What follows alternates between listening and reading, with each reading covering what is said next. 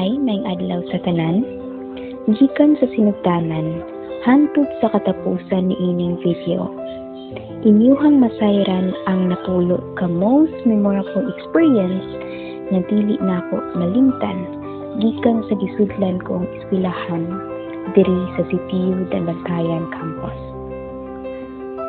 But before na akong pagasugdan, gusto lang nako ipaila una ang akong kaugalingon. Ako di ay si China, lumulupyo somewhere in Poblacion. Finally, the moment we had all been waiting for had arrived. We were officially free from the clutches of lockdown and makasuroy-suroy na food ug balik. It was the perfect opportunity for us to set a date for a long-awaited meetups with everyone.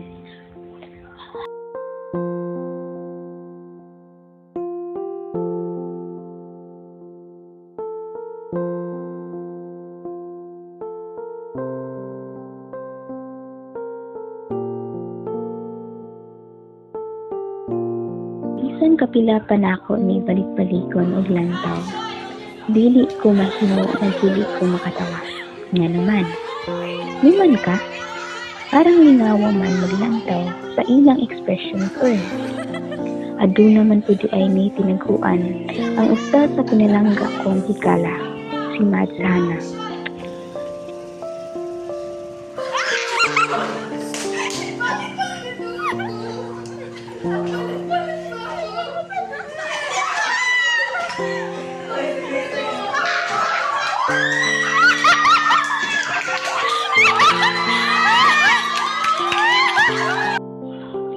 This is our go-to spot for grabbing some snacks during our free time. Countless memories flood back to me when I think about this place. I can still recall the days when they used to have a famous bread called Double Choco, which was always sold out not early as 11 a.m.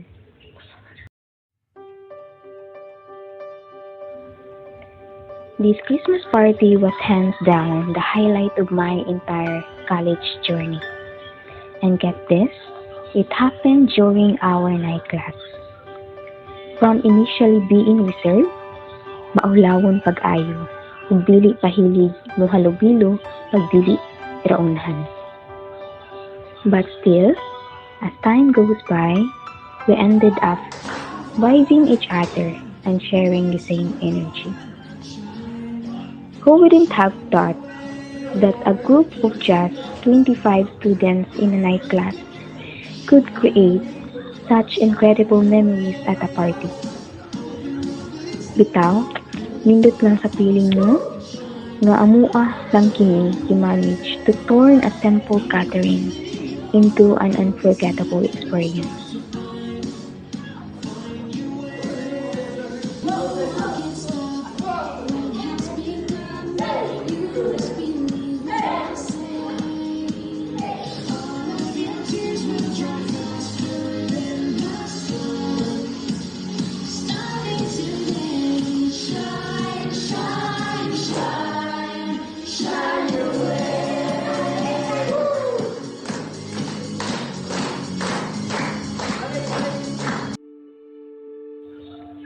This place holds so many unforgettable memories that I will cherish for the rest of my life.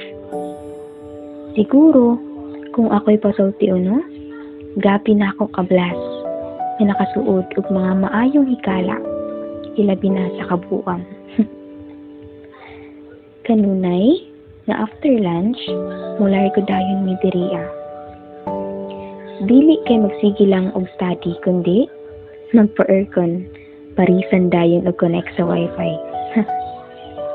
Bitaw, I still remember the time when we were chatting about silly things, bursting into laughter, and then, bam! Nakatilaw mi og kasaba gikan sa usa ka assistant sa library.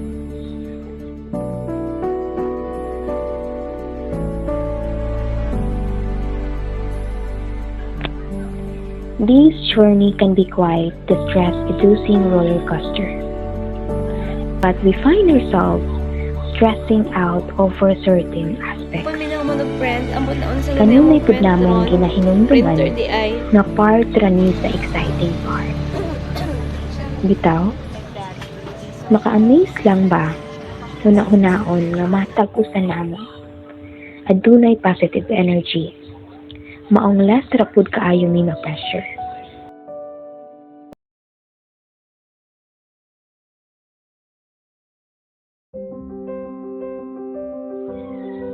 Igong usa ka old player, na-realize na ako nga kini may last na tuig sa among pagtuwa as player.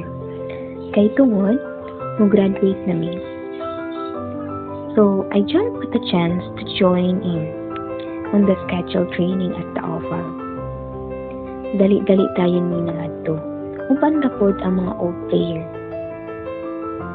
Then the games officially kick off, with matches against different programs on consecutive days.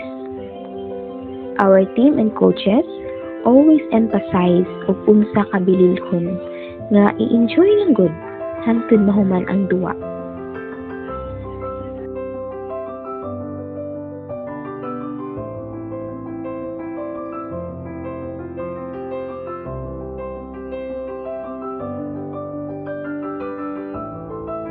This was the last acquaintance party that we couldn't afford to miss. One of the best feelings of the night was the sense of being special and blessed as I got ready. Having prepared everything for the event. Tiyada ba eh? Grabe good. Na-feel good na ako akong confident atong time.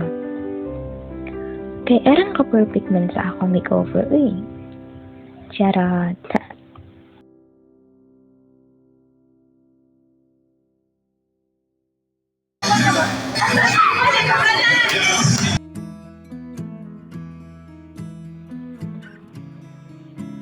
This was our last party of our entire college journey.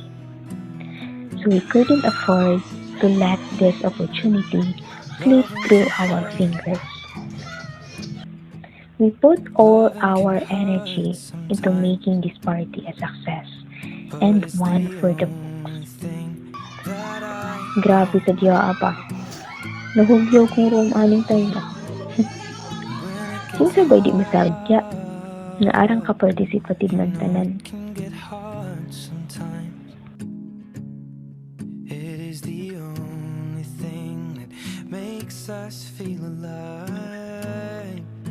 Last, yet one of the best.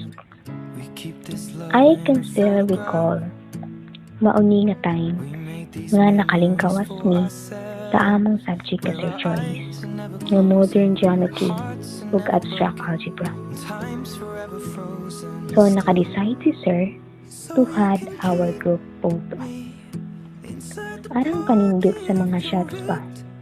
Happy ti magundang good. Starting from online classes to face-to-face classes. Grabe kaayo ba? Wala gyud magbago si Sir.